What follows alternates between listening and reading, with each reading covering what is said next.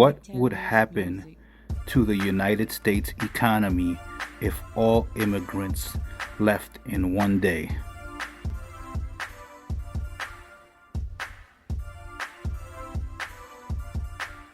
If all immigrants, both legal and illegal, left the United States in a single day, the economic impact would be massive, immediate, and deeply disruptive. Let's break it down step by step, focusing on realistic outcomes based on available data and economic principles. 3. Scale of the exodus. First, we need to grasp the numbers. As of recent estimates, there are about 40 to 50 million immigrants in the U.S., including roughly 11 to 12 million undocumented ones. That's about 12 to 15% of the total population, currently approximately 330 million. This group isn't just a small fringe. They're woven into the fabric of the economy: workers, consumers, taxpayers, and business owners. Immediate labor market collapse immigrants make up a huge chunk of the workforce, around 18 to 20% of U.S. workers. They're concentrated in key industries. Agriculture. Over 50% of farm workers are immigrants, many undocumented. If they vanish, crops rot in fields, food shortages hit within weeks, prices skyrocket, and rural economies implode. Construction. About 30% of construction workers are immigrants.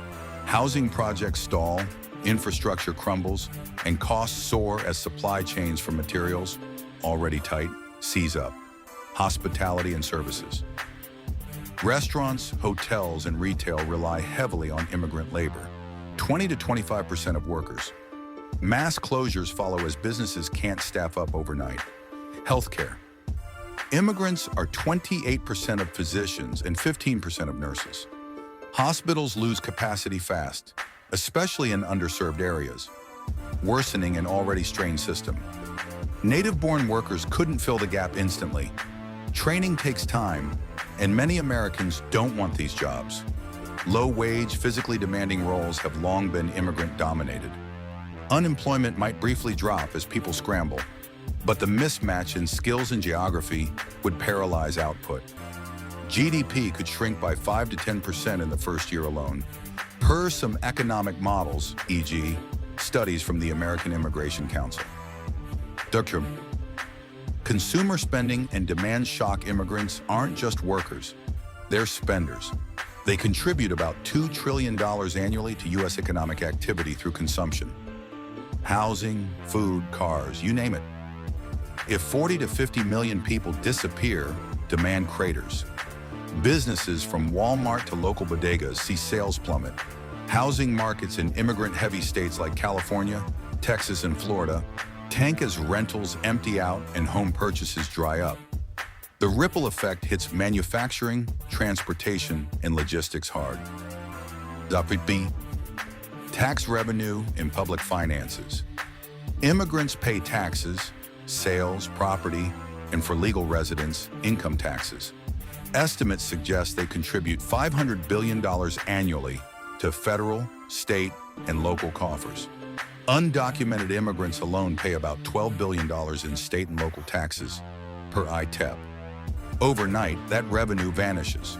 Social Security, which relies on immigrant contributions, even undocumented ones that via fake SSNs, loses $100 billion a year, accelerating its insolvency.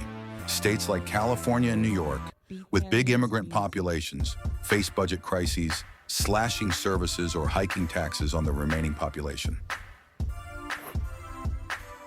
Supply chain chaos, immigrants drive trucks, work warehouses, and staff ports.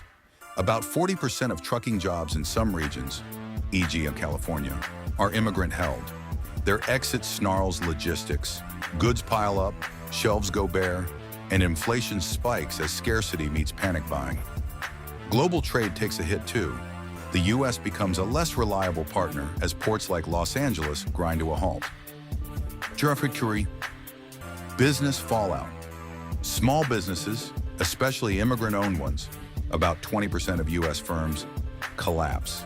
That's millions of jobs gone. Think restaurants, cleaning services, and retail shops.